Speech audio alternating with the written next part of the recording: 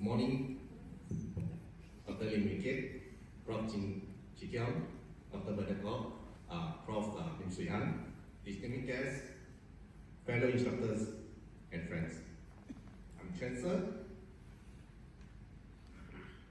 We'll be sharing on drowning in CPR. My interest is in water and water activities, and especially into the safety and drowning related. From swimming all the way to scuba diving, all on this area. Okay. Since I'm the first speaker, I'll start with what is drowning. So the definition of drowning is very simple. It's a process of experiencing respiratory impairment from submersion and immersion in liquid. So what's the difference between submersion and immersion is because it can be a deep pool of water. It can be a shallow water. So drowning can occur in only a few inches of water. As long as your airway is blocked, you can't breathe. Respiratory impairment, that's drowning. Okay? And why is it a concern to us? Because this is one of the leading causes of death worldwide. So in general, there's about more than 200,000 drowning deaths a year, meaning about more than 600 per day. Drop down to per hour, it's about 26 lives lost globally. Means by the time we finish 30 minutes presentation, 13 lives will be lost because of drowning. So it's a huge number. And all these things actually can be prevented. Okay. So instead of looking at globally, we narrow down to our region. So Southeast Asia region, more than 70,000 a year, and that's one of the largest. Okay, so now we lower down to Singapore context. We worked this out in pre-COVID, the number of drowning deaths for the 5 years, 2015 to 2019. After that COVID, the data will be different.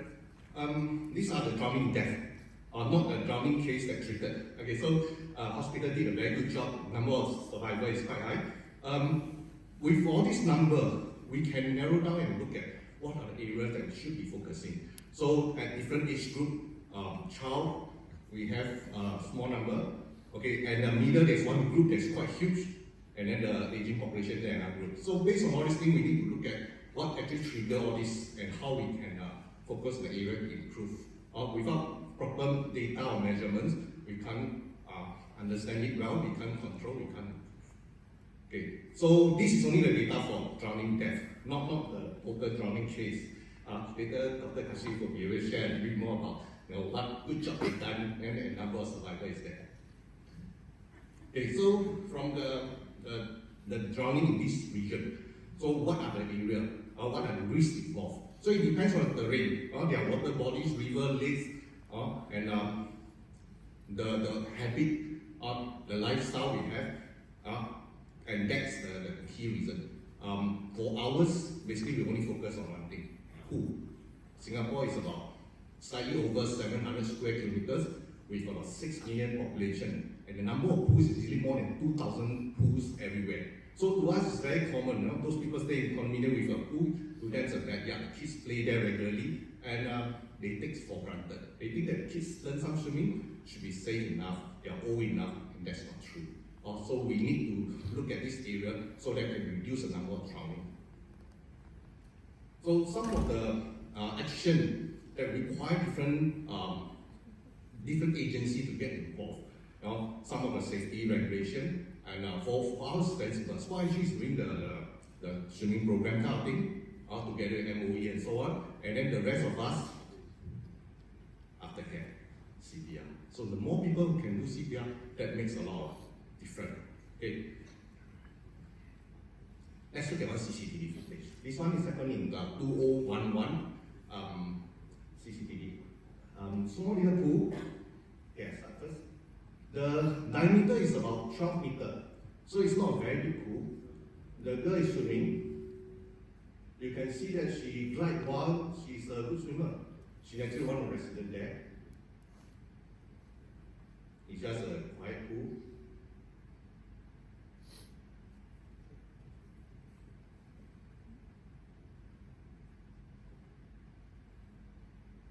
So just a few pool and kids, you just glide across. So definitely is a good swimmer. Okay? a friend arrived, 17-year-old boy.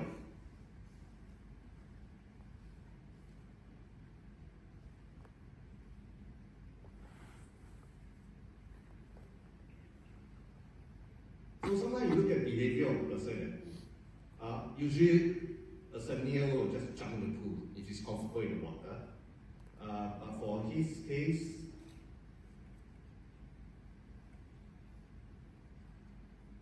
he moved to the stairs and climbed up the stairs. Okay, so now they are working in the pool.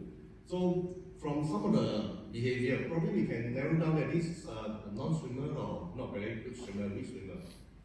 Okay, so it's happily walking when the other person is swimming.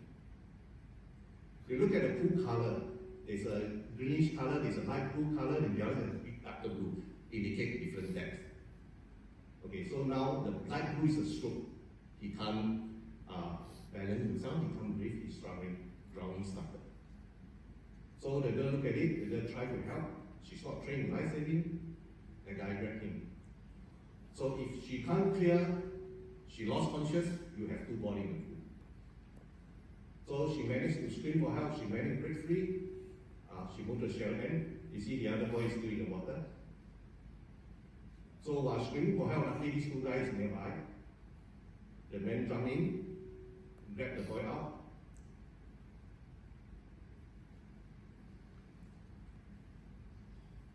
Okay, they're out of water, he starts CPR.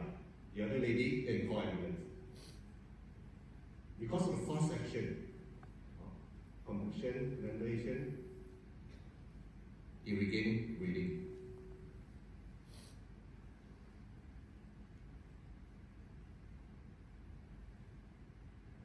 Because all this action, a lot of sound, other residents come and take a look.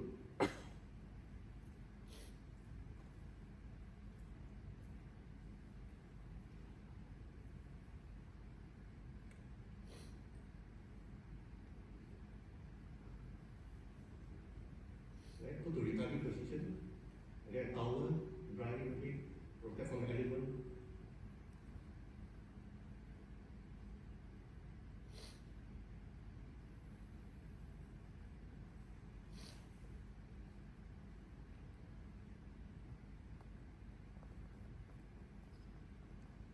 Okay, continue monitor vital sign with ambulance. Now it's time to rescue his handphone or wallet. Okay, I stop here. The rest of the video is the ambulance arrived rather quickly and then evacuate the person hospital. So you can see all these things happen in just a split second. Drowning can occur within 20 seconds to 60 seconds and the person is gone. So with the right person, the right action makes a lot of difference.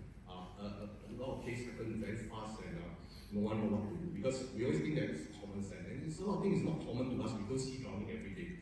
Okay, so in order to help us to make decisions fast and decisive, there's a chain of survival. So you know of CPR, we know about chain survival for CPR. Drowning, there's another chain of survival. Drowning, chain of survival. Okay, so it comes in this 5 ring. Prevention is always there, and then followed by recognition, flotation, evacuation, and finally resuscitation. So it depends on which region we are in. For low income, medium income region or country, focus more on prevention. They might not have the luxury of having a O2 or trained person nearby or ambulance and so on. So focus will be on that. So different countries have different focus and different areas have different interests that they have to work upon in order to reduce drowning. So drowning is a global effort that we have to prevent. Okay, let's look at some of the things for prevention. In general, very simple. Number one is always there. Active adult supervision.